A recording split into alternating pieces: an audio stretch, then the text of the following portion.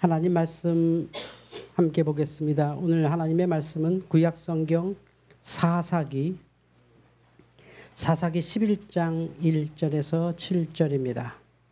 구약성경 사사기 11장 1절에서 7절입니다. 이 말씀은 하나님께서 우리에게 주신 말씀입니다. 길르앗 사람 입다는 큰 용사였으니 기생이 길르앗에게서 낳은 아들이었고 길르앗의 아내도 그의 아들들을 낳았더라. 그 아내의 아들들이 자라매 입다를 쫓아내며 그에게 이르되 너는 다른 여인의 자식이니 우리 아버지의 집에서 기업을 잊지 못하리라 한지라. 이에 입다가 그의 형제들을 피하여 돕당에 거주하며 잡류가 그에게로 모여와서 그와 함께 출입하였더라. 얼마 후에 암몬 자손이 이스라엘을 치려 하니라. 암몬 자손이 이스라엘을 치려 할 때에 길르앗 장로들이 입다를 데려오려고 돕당에 가서 입다에게 이르되 우리가 암몬 자손과 싸우려 하니 당신은 와서 우리의 장관이 되라 하니 입다가 길르앗 장로들에게 이르되 너희가 전에 나를 미워하여 내 아버지 집에서 쫓아내지 아니하였느냐. 이제 너희가 환난을 당하였다고 어찌하여 내게로 왔느냐 하니라. 아멘. 주여 감사합니다. 왼쪽 어르신이 누군지 오른쪽 캐릭터가 보여주고 있는데요. 누굴까요? 왼쪽 어르신이? 우리 공부하는 학생들은 알지 않나요? 왼쪽 어르신이 누구시죠? 아닙니다. 막 찍지 마시고 오른쪽에 캐릭터의 아버지인데 우리나라 최초의 한글 소설 홍길동전을 지은 허균의 자상이고 오른쪽은 그냥 홍길동을 보통 이렇게 그리죠. 홍길동 최초의 한글 소설 권선징악 호부호영 굉장히 시험에 자주 나오는 겁니다. 허균의 홍길동전은 당시에는 아주 그 여인들 중심으로 아주 속을 시원하게 했던 그 한글을 읽는 이제 조선시대 한글을 이제 업수히 여겨서 이게 업문이다 이렇게 불렀는데 어쨌든 그걸로 쓴 최초의 소설이 홍길동전입니다. 근데 요즘 넷플릭스 보면 다 홍길동전이에요. 다 그냥 뭐 이렇게 더 칼로리인가 글로리인가 더 글로리 뭐 이런 영화 보면 다 홍길동전 같이 결국은 이렇게 요즘 말하게 뭐 사이다 결말. 속이 시원하다. 아유 그냥 복수 잘했다. 아유 그냥 야단쳤다. 뭐 이런 거에 대표가 이제 홍길동전에서 시작하죠. 이 홍길동전과 너무 똑같은 인물이 오늘 성경 사사기에 입다라고 하는 이름이 좀 특이하죠. 우리나라 사람 귀에는. 어쨌든 입다 사사가 홍길동과 그냥 똑같아요. 홍길동이 어떤 사람이죠? 종의 몸에서 난 서자죠. 이게 여인의 몸, 그러니까 이제 몸종, 여자 몸종이 낳은 서자. 그러니까 아버지는 분명히 양반인데 어머니가 노비라 그냥 아버지를 아버지라 부르지 못하고 그 마님 뭐 이렇게 불렀잖아요. 그래서 막 울면서 하니까 나는 왜 아버지를 아버지로 못 부릅니까? 했더니 이제는 아버지라 부르겠다 하니까 이제 소인을 소자 뭐 이렇게 부른다는 거 이제 굉장히 시험에 많이 나오잖아요. 뭐 이렇게 그런 사람이 입다입니다. 그러니까 홍길동과 똑같아요. 이 입다 사사 입다도 구약의 사사 입다도 그 길르앗 사람으로 어머니가 기생이었어요. 근데 그 아이를 낳았는데 그 아버지 집에서 인정을 받지 못하고 홍길동은 이제 혼자 이제 알아서 나갔죠. 나갔는데 입다는 형제들이 그러니까 배다른 형제죠. 그러니까 이제 적자들. 이제 입다는 서자고 우리 젊은 사람들 뭐 적자 서자 이런 거 구별할 필요 없습니다. 옛날 사람들이 아주 정말 진짜 유교 귀신에 아주 똘똘 뭉친 사람들이 만든 아주 인간을 구별하는 마치 인간을 개 돼지처럼 이렇게 나는 품종이 다르고 넌 품종이 좋아 막 이렇게 말했던 시대 얘기인데 어쨌든 뭐 나는 그래도 정식 이 집 적자고 우리 어머니 정상집에 태어난 아들이고 너는 기생 아들이 너는 우리 집에서 주워 먹을 거 없다 나가라 이렇게 했어. 나가서 이 입다가 장성합니다. 그러니까 이제 쫓겨난 거죠. 쫓겨나서 이 노비라는 동네에서 여기 오늘 본문에도 그대로 써 있는데 이게 아주 정말 정확한 말씀을 나와요. 그 3절을 같이 한번 읽어볼까요? 3절 11장 3절 시작. 이에 입다가 그의 형제들을 피하여 돕 땅에 거주하며 잡류가 그에게로 모여와서 그와 함께 출입하였더라. 아멘. 뭐 산적이 된 거예요. 산적. 잡류. 그러니까 어쨌든 뭐 산적이어도 군대 그들 딴에는 이제 군대 조직이 있는 이런 잡류의 장수가 됐는데 요 만화에도 나온 것처럼 좀 있다가 이제 입다가 완전히 이제 세력을 확고하게 한 다음에 그 암몬이 이스라엘을 침략합니다. 그러니까 뭐 이스라엘이 어떻게 해볼 수가 없어서 야 이제 우리 다 죽어야 되지 않는데 이제 사람들이 수근수근거리죠. 아이 뭐 좀 껄끄러운데 우리에게는 입다가 있다. 이제 쫓아냈지만 지금 방법이 없다. 입다 외에는 이 암몬을 이길 만한 군대가 없다. 그래서 장로들이 가서 이제 고개를 숙이죠. 아 우리 좀 살려달라고. 그러니까 입다가 아니 우리 나 내쫓을 때는 언제고 이제 뭐 이제 와서 나를 이렇게 찾느냐 하면서 이제 오늘 말씀 뒤에 보면 내가 만약에 그러면 그 암몬 자손 다 내쫓으면 너희들 내 밑에 다 들어올래 이렇게 딜을 해요. 이게 하나님의 뜻이라면 내가 왕창 해서 이길 테니까 너네들이 내 밑에 들어오겠냐 했더니 들어온다고 이겨만 주시면 들어옵니다 해서 입다가 사사가 됩니다. 깡패가 사사가 된 거죠. 사사가 뭐냐면 왕 같은 사람입니다. 왕이 있기 전에 이스라엘의 왕정이 시작되기 전에 군사, 법무관, 교육 이걸 담당했던 그냥 하여튼 뭐랄까요, 판관, 저지니까 뭐랄까요, 하여튼 그런 사람이 됩니다. 여러분, 우리가 이 세상을 살면서 우리는 이렇게 생각해요. 하나님께서 입다를 드디어 이기게 하셨구나. 역경을 이기고 승리했다. 그 어마어마하다 진짜. 그래서 우리가 홍길동 뭐 마동석 이런 사람들 좋아하는 거잖아요. 와 막 그냥 우리 대신 속 시원하게 해준다. 뻔한데 이번에도 보니까 마동석 무슨 영화가 벌써 1000만 명. 요즘 영화 안 보러 가잖아요. 극장에 안 가는데도 불구하고 1000만 명이 넘었다고 하는 건 뻔해요. 그 사람 뭐 그냥 맨손으로 그냥 뭐 깡패들 줄줄이 그냥 뜯어 부실 거야. 뭐 스토리도 뭐 그냥 요번엔 누가 악당 될까 그게 관심이지. 주인공은 이제 마동석이고 그 악당도 들이다 쥐어 터지고 이제 죽을 거야, 뭐 잡힐 거야, 뭐 알고 가는데도 1000만 명이 영화를 봤다는 거예요. 요즘 극장 텅텅 비거든요. 누가 극장 갑니까? 한번 극장 가면 저도 이렇게 뭐 목사님들하고 이렇게 커피 먹고 영화나 볼까 그러면 우리 가려면 10만 원 더 들어야 된다 그래서 무슨 영화가 비싸게 영화가 뭐 2만 얼마 막 이래요. 아니 이걸 볼 수가 없는 거죠. 그런데도 1000만 명이 이렇게 넘었다는 건 대단한 거죠. 왜냐하면 사람들 속이 시원하다. 우린 딱 그렇게 생각하기 좋아요. 인생을. 입다가 역경을 이기고 승리했다. 그런가요? 성경은요 소설이 아닙니다. 성경은 인생이고요. 성경은 우리의 인생 그대로입니다. 성경은 넷플릭스가 아니에요. 성경은 송혜교처럼 그렇게 멋지게 이겨내는 이야기를 쓰는 게 아니에요. 그건 성경을 곡해하는 거죠. 그러면 이 사사기가 입다를 통해서 하려는 말은 뭐냐? 지금 이 시대에 우리가 정말 빠져서는 안 되는 중요한 얘기를 하고 있어요. 성공과 실패는 없다.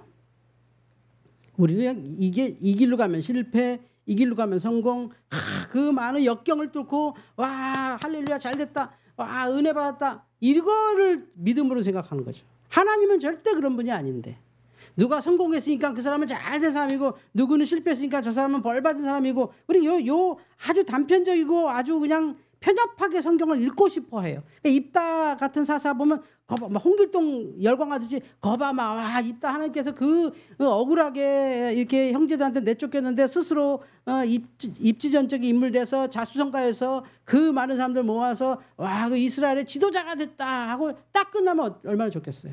그런데 입다의 전 생애를 보면 그렇지가 않아요. 사사가 돼서 더 많은 실패를 경험해요.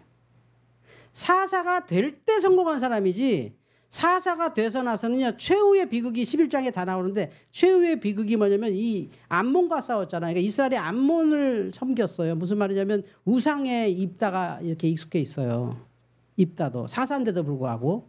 그래서 전쟁에 돌아가면서 하나님께 기도하기를 하나님 내가 이번 전쟁 진짜 목숨 걸 것 같은데 잘못하면 죽을지도 모르는데 내가 승리해서 돌아가면 우리 집에 어떤 놈이든 종이든 누구든 한 놈 나오면 내가 그 놈 하나님께 불살라 바치겠습니다. 이랬어요. 암몬을 그대로 흉내내는 거예요. 암몬.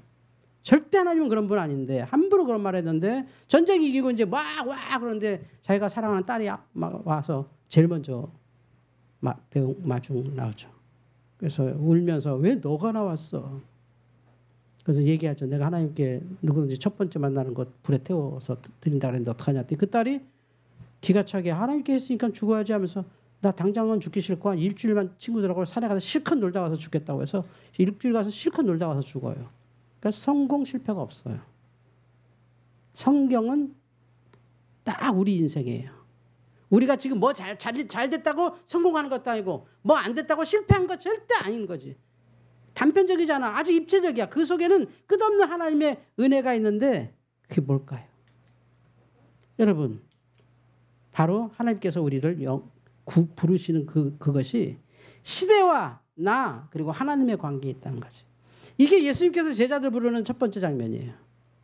제자들이 막 그 갈릴리 호수 너무 넓어서 바다라고 하는데 실제 이제 호수죠. 호수에서 물고기 잡을 때 그들에게 예수님께서 이제 큰 감명을 끼치고 그들이 밤새 고생한 거에 대해서 예수님께서 이렇게 보상해 주시고 하면서 이 사람들이 다 첨벙첨벙 나와서 나 좀 걷어달라고 너가 이제 사람을 낚는 어부가 될 거다 해서 뭐 예수님을 만나고 와 제자가 된 거죠 정말. 근데 인생이 이걸로 끝나느냐? 여기서 제자가 돼서 끝하면 이거는 홍길동전 같은 거죠. 근데 우리 인생은 이렇게 안 끝나. 그 제자가 또 예수님을 믿지 못해갖고 자기가 그렇게 전문이었던 바다에서 빠져 죽는 거 예수님이 건져내는 일도 있어요. 그러니까 얼마나 인생이 입체적이야. 그러면 예수님은 도대체 우리를 어떻게 우리가 예수님께 부름받아서 기독교인 되고 교회 다니면 그때부터 계속 행복이냐? 절대 그렇지가 않아요. 끝없이 우리는 예수 그리스도의 구원이 필요한 존재고 끝없이 말씀으로 거듭나야 되는 존재고 끝없이 하나님께 더 나아가고 더 나가야 될 줄 믿습니다. 이걸 이따가 가르쳐주는 거예요. 그가 사사가 될 당시에는 딱 홍길동전 같지. 와, 그 고생하고 서러움을 이기고 고생하고 그 비류들 잡류들을 모아서 그렇게 군대를 일으키고 와 정말 대단한 위인이다 영웅이다 딱 그러고 보고 싶지 우리는. 근데 이 세상의 모든 사람들은 그렇게 끝나지가 않더라는 거죠. 그 이후의 삶도 계속되는데 또 실패하고 또 성공하고 또 실패하니 성공과 실패로 우리를 예단하거나 보는 것이 아니라 우리는 여기서 배울 게 하나죠. 우리는 여전히 시대 속에서 나는 그리고 하나님은 나를 사용하십니다. 그냥 제자들이 물에 있어서 예수를 만나서 제자가 된 거지. 뭐 제자들이 물고기 잡으면서 인생의 회의를 느끼고 이거 뭐 내가 이거 해봤자 행복도 못 느끼고 뭐 돈 벌면 뭐 하겠냐 소고기나 사 먹겠지 소고기 먹으면 뭐 하겠냐 뭐 똥이나 싸겠지 뭐 이런 거에 빠졌다는 게 아닌 거지. 제자들은 그냥 지들은 평상시도 하는 대로 하는 거야. 뭐 우리는 예수 믿으면 뭐 특별히 뭐 해야 될 것 같고 내가 그래도 뭔데 뭐 특별히 해야 되지 않을까? 하나님은 그렇게 역사하는 게 아니에요. 하나님은 또 물고기 잡고 여러분 빵도 굽고 뭐 일도 하고 뭐 복사도 하고 애들도 가르치고 뭐 알바도 하고 뭐 군대도 가고 자기 할 일 다 하지. 그 속에서 시대 속에서 하나님을 우리를 부르실 거예요. 그러니까 우리는 이미 부름받아서 하나님의 일을 하고 있다는 얘기예요. 이걸 잊지 마세요. 내가 뭐 특별히 이제 나를 위해 살았으니까 내 인생 주를 위해 살까? 뭐 어쩌자는 거야. 우리 머릿속에 이런 게 있어요. 속세 개념. 옛날에 우리 불교 문화에 많이 빠졌을 때는 살다가 어려운 일 있으면 산에 가서 중이나 되자. 이게 이제 마지막 관점이야. 근데 그게 왜 아름답냐면 산에 가서 중 됐으니 그냥 그는 됐다 하고 우리는 안 보이잖아. 산에 가셨으니까. 근데 요즘 스님들은 막 보여. 유튜브에도 보이고 방송에도 보이니까 그 뒷모습이 계속 보이는 거야. 저 스님이 애가 둘이래 막 이러는 거야. 그래서 그냥 산에 가서 안 보이는 게 제일 좋아. 사실 그 절에서도 개 잡아먹고 별짓 다 해. 아이고 멧돼지 죽었네. 아이고 하나 이거 뭐 썩기 전에 빨리 먹자. 뭐 이렇게 하는 거지. 그 다 삶은 이어진다는 거야. 뭐 산에 가서 뭐 스님 된다고 갑자기 뭐 해탈하고 뭐 부처가 되고 뭐 모든 걸 다 아는 건 절대 아니야. 그런 것처럼 우리도 교회 오면 살다가 결국 여기까지 오셨는데 여기 온다고 갑자기 내가 막 예수의 제자가 됐으니 다 우리 예수 제자거든요. 예수의 제자가 됐으니 제자다운 삶을 살아야지. 그런 게 없다니까요. 이걸 정말 제가 평생 하는 설교인데도 모르시더라고 잘. 나는 언제나 예수의 제자가 돼서 그냥 입만 열면 천사의 방언이 나오고 그냥 막 손 얹으면 그냥 은혜 받고 막 사업하면 막 100배 부흥하고 막 이런 거 난 아직 믿음이 없어서 그런가 봐. 아니라니까요. 우리 하나님은 그런 식으로 우리 이끌지 않으세요. 입다가 사사가 된 이후에도 그는 우여곡절을 계속 이끌어 살고 제자들이 예수를 만나서도 꼭 계속 예수의 십자가까지 바라보고 부활 승천할 때까지 계속 자기가 순교할 때까지 계속 우여곡절 끝없어요. 그거는. 그런데 그 시대 속에 우리의 소명이 있고 하나님과 나와의 관계에서 하나님은 나와 함께 하셔서 그의 일을 이루고 계실 뿐입니다. 할렐루야. 그러니까 내가 뭐가 확 이제부터 나 이제 달라졌어. 나 이제 그렇게 안 살 거야. 그게 아니에요. 기독교는. 내 속에서 여전히 이 시대 속에서 하나님은 우리를 부르셔서 그거를 콜링이라고 하고 소명이라고 하는데 우리 모두가 콜링을 받았고 모두가 소명받아 이 시대에 우리가 살아야 돼. 이렇게 살아가는 이유가 뭔지 하나님은 그 속에서 우리에게 계속 역사하시는 게 우리는 뭐 우리 딴에 이 사람은 성공 이 사람은 실패하는데 하나님은 전체 시대를 다 보시면서 우리를 그 속에서 또 개인으로 보면 개인 속에서 어떨 땐 좋을 때도 있고 어떨 땐 나쁠 때도 있고 건강할 때도 있고 병들 때도 있고 막 별별 들쑥날쑥 할 때 끝없이 하나님은 복음으로 말씀으로 우리와 함께 하셔서 그런 우리를 지금 강하게 붙잡고 하나님의 소명을 이루어 가시는 거예요. 하나님은 하나님의 일을 하고 있어요. 나를 통해서 여러분을 통해서 분명히 하고 있어요. 난 아직 그럴 준비가 안 됐습니다. 하나님이 나 뭐 시키시면 안 되는데 난 진짜 아니거든요. 난 그냥 억지로 교회 가고 그냥 가만히 앉았다 오는 사람이니까 하나님 절대 나를 쓰지 마세요. 이미 쓰고 계세요. 얼마든지 쓰고 계세요. 우리가 바라는 게 자꾸 입다, 홍길동 막 이런 걸 생각하니까 우리는 그걸로만 바라보지. 근데 인생은 그렇게 끝나잖아요. 완전히 입체가 계속 남아있고 이 후패한 육신이 여전히 있고 죄인된 속성이 여전히 있고 예수 믿기 전에 삶이 더 길고 예수 믿었어도 내가 다른 사람 몰라도 하나님은 알고 나는 알고 나의 연약함을 너무 잘 알고 그런 과정에서 하나님을 나를 쓰시고 나의 소명 속에 하나님의 소명 속에서 나를 부르셔서 내 모습 그대로 사용하고 계십니다. 입다는 그가 막 기도하고 주여 이제 내가 준비가 됐습니다. 내가 이제 저 깡패들 모아서 저 군대 같이 만들었습니다. 내가 저 이스라엘 위해서 쓰임받을 수 있도록 주여 역사해 주옵소서 했더니 장로들이 입다가 기도한단다. 아이고 여러분 우리 위해서 사사가 됐어요. 이게 아니야. 입다는 오늘도 막 그냥 조인트 가면서 야 너 더 못 걷어 막 이랬을 거야 분명히. 그런데 어느 날 장로들이 와서 우리 좀 살려주셨더니 잘 됐어. 이스라엘 먹을 수 있네. 그러면 나 이번에 전쟁에서 이기면 니들이 나 대빵 삼아줘. 하지요. 그래서 사사된 거예요. 그러니까 그게 그대로야. 그런데 하나님은 이스라엘을 그를 통해 구원하셨지. 할렐루야. 이스라엘 편에서는 입다가 하나님이 보낸 사람이지만 입다의 편에서는 살다 보니 이런 일도 다 있네. 이거예요. 장로들 탓에는 다른 대안이 없으니까 그래도 그냥 숙이는 척하자 하고 입다를 불렀지만 입다의 그 잡류라고 하는 그 동기들이나 그 군인들은 우리가 그냥 진짜 입다 잘 택했네. 요즘 말하는 거 그냥 로또 맞는 거죠. 로또. 권력을 다 쥐어지는 거예요. 마음대로 하잖아 입다가 나중에. 그러니까 그 사람이 하나님 부름 받아서 갑자기 이런 어마어마한 사람이 돼서 막 이렇게 이스라엘의 성군이 되고 이게 아니라는 거예요.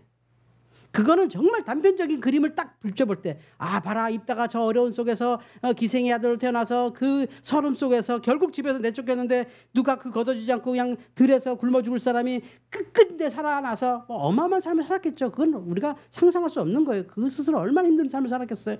뭐 남들은 10만 일해도 열을 얻는데 이 사람은 100을 일해도 하나 얻을까 말까 하고 한 1000만 정도 얻어야 10개 얻을까 말까 한 삶을 살다 보니까 나중에 어마어마한 스스로 막 이렇게 된 거죠. 그게 시대와 나 그리고 하나님의 관계라는 거지. 제자들이 그랬고 초대교회가 그랬고 21세기를 사는 저와 여러분이 지금 벌써 뭐 상상을 초월하는 컴퓨터가 등장하고 로봇가 등장하고 이번에 대통령이 양자 컴퓨터 언급하면서 그러잖아요. 이거 어마어마한 시대에 우리가 열려 있어요. 상상 슈퍼컴퓨터들이 20일 계산할 걸 20초 만에 계산했잖아요. 말도 안 되는 정말 이건 도대체가 상상을 초월하는. 그래서 어디까지 이게 갈 수가 있는 건지 우리도 예측이지 안 되는 세상에서 하나님은 그 넓은 속에서 저와 여러분을 이 시대를 살게 하신 것은 이 시대에 우리도 입다처럼 이 시대의 베드로처럼 이 시대의 바울처럼 반드시 소명으로 하나님은 우리를 쓰고 계시다는 거예요. 그러니까 내가 뭐가 아니라 내가 하나님께 쓰임 받으려면 나도 훈련도 받아야 되고 내가 그래도 명색이 좀 매일 기도 좀 잘하고 그래도 좀 교회 좀 이렇게 내놓으라 하는 뭐 좀 이렇게 직분도 있어야 되고 좀 안 되니까 뭐 조금 성경도 좀 나름대로 어느 정도는 좀 알아야 되고 계속 이런 컴플렉스에 우리 산다는 거예요. 근데 예수님이 이미 너희는 소금이라 너희는 빛이라 하시면서 이런 제자들을 정말 이 비루한 제자들을 쓰고 계시잖아요. 놀랍잖아요. 저 제자들 물에 빠져요 또. 그래서 오늘 우리가 이 시대에 하나님께서 주시는 것은 오직 하나님께서 이 말씀을 통해서 끝없이 우리를 이끌고 계시다는 자명한 사실. 하나님은 하나님으로서 일하고 계신 것이. 우리가 뭐 특별한 뭐 계획을 세워서 이렇게 하면 이렇게 되고 저렇게 하면 저렇게 될 것인다고 계획은 세우겠지만 야고보서 말씀하신 것처럼 오늘 일을 모르는 너희들이 내일 안개 같은 인생이 뭐 어디 가서 이익을 남기겠다고 말하느냐. 그냥 이 시대에 그리고 하나님만 계실 뿐이에요. 잠깐 살다가 하는 인생에서 입다처럼 어마어마한 조명을 받기도 하고 제자들처럼 막 무서워서 물에 빠져 죽기도 하고 그러면 막 있다가 하나님에게 쓰임받아서 엄청난 군대 일을 할 때는 은혜가 충만해서 그랬던 것이고 막 사고 칠 때는 은혜가 떨어져서 그렇고 딱 우리가 이런 신앙으로만 살았잖아. 딱.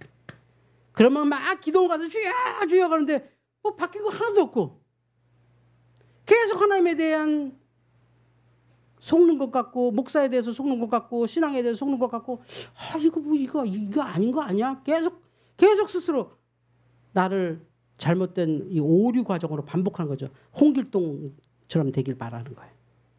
두고 봐, 내가 언젠가는 이 모든 것도 하나님이 내게 주신 은혜야. 이걸 줘갖고 하나님께서 나를 더 크게 하실 거야. 이 역경만 통과하면 하나님께서 어마어마한 축복 주실 거야. 딱 그 홍길동전 같은 머릿속으로 하나님을 믿으면 하나님이 큰 이 소명과 이 시대에 내가 할 일을 절대 바라볼 수 없어요.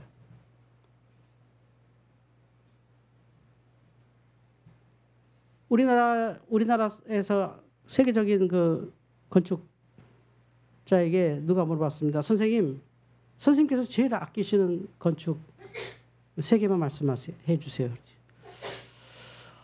뭘 말하지? 어쨌든 세계적으로 많은 상을 받은 게 상암 월드컵 경기장은 일단 쳐줘야 될 것 같고요. 워낙 크고 뭐 우리 회사를 먹여 살리는 거니까 그거고. 그러면 나머지 2개 뭡니까? 두 번째는 한계령 휴게소입니다. 딱 그러더라고요. 한계령 휴게소는 세계적인 건물로 일단 자신합니다. 그렇습니까? 하면서 그 설명하는데 설명드리니까 진짜 멋있더라고. 기가 차더라고요. 야, 저렇게 했다고? 3번째는 뭡니까? 내가 사는 지금 내 사무실, 그 시골에 있는 내 사무실, 26평짜리 사무실. 그러니까 그도 그 시대 속에 그렇게 된 거지. 그냥 시골에서 그냥 혼자 이렇게 하도 그림 좋아하는 애라서 그림 잘 그려서 미대 갈 줄 알았는데 알고 봤더니 수학을 너무 좋아해서 건축학과 가서 세계적인 건축가가 돼서 뭐 그 사람은 지금도 직원들은 캐디 쓰는데 아직도 연필로 그린다. 호텔에서 계속 연필로 그리고 직원들이 어마어마한 똑똑한 직원들이 그거를 캐디로 실현하는 거 보면 정말 놀랍대요. 이거 내가 그렸어. 대표님 그려서 겁니다. 이야, 이렇게 멋있어? 캐디를 더 멋있게 완전히 그 그림을 딱 그려주면 직원들이 그걸 동선을 다 맞는데 쫙 해서 막 이만큼 나온대요. 야, 야, 이게 보이냐? 아, 대표님이 그림을 너무 자세히 그려서 다 보인대. 막 전선도 보이고 그 속에 사람도 움직이는 것도 다 보이고. 그래서 우리나라 대통령이 그때 그 월드컵 경기장 그분한테 우리나라 최고 건축자니까 월드컵 경기장 만들어 주십시오 할 때 그분이 제가 만들면 진짜 그렇게 쓰겠습니까? 뭐든지 만들어라서 그분이 딱 한마디 했대요. 축구를 위한 월드컵 경기장이 아니라 축구도 하는 월드컵 경기장 만들겠습니다. 그래서 유일하게 세계에서 유일하게 흑자내는 경기장이랍니다. 그러면서 그 난지도 아닙니까 거기가. 난지도 쓰레기장이 지금 강남처럼 돼버린 거예요. 그 안에 수영장이 11개 있대요. 상상을 초월했대. 누가 축구장에다 수영장 만들자는 거죠. 그럼 동네 뭐 조기 축구장만 그거 쓰냐고. 축구도 하는 월드컵 경기장 이렇게 하고 방패연 위에다 딱 걸어놓고 이게 대한민국의 건축이다 해서 천으로 위로 다 값어요. 전 세계 사람들이 원더풀 이런 건물이냐. 딱 그냥 자기 상상을 그대로 그냥 건물로 만들어놨대죠. 워낙 우리나라 건축 그 사람이 그러죠. 우리나라 건축 기술이 워낙 좋아서 자기는 그림은 다 나오는지 안다. 워낙 건축가들 대단한 사람들이에요. 그 상상으로 현실을 만들어버린 거죠. 그게 다 우여곡절 다 있는 거야 사람이. 성공도 하고 실패도 하고. 그런데 그 속에서 하나님은 끊임없이 우리를 부르셔서 뭔가 쓰고 계시다는 걸 믿으시기 바랍니다. 나는 소명받아서 뭔가 이 역할을 하고 있구나. 꼭 성공해서 드러내는 것처럼 아니라 내가 내 삶을 계속 살고 있으면 하나님은 그 삶 속에서 나를 부르신 것이고 그 삶 속에서 나를 뭔가 쓰고 계시고 돌아보건대 하나님이 다 하셨구나라고 고백하게 되는 거죠. 할렐루야. 시대와 나. 그곳에서 하나님은 나를 부르셔서 오늘도 이 일을 하고 계시고 저와 여러분을 이끄실 줄 믿습니다. 기도하겠습니다. 주님 감사합니다. 입다를 쓰신 하나님, 제자를 부르신 주님, 오늘도 이 시대에 우리들이 하나님의 부름을 받았습니다. 내가 나를 보면 부름받은 것 같지 않습니다. 내가 뭘 할 수가 있겠습니까? 하나님 아직은 훈련도 되지 않았고 배우지도 않았고 경력도 없고 경험도 없는데 과연 내가 부름받았을까요? 라고 우린 평생을 살고 있습니다. 그러나 입다도 그랬고 제자들도 그랬고 사도들도 그랬던 것처럼 심지어 선지자 모세들도 그렇고 엘리사 모두가 다 그렇게 부름받은 것처럼 시대 속에서 하나님이 부르셔서 그 속에서 하나님이 우리를 빛과 소금의 역할로 쓰고 계신 줄 믿습니다. 나를 부르신 주님, 나의 이 우여곡절 들쑥날쑥한 삶 속에서 성공과 실패에 몰입되지 말고 하나님의 소명 안에 순종케 하여 주시옵소서. 예수님의 이름으로 기도하옵나이다. 아멘.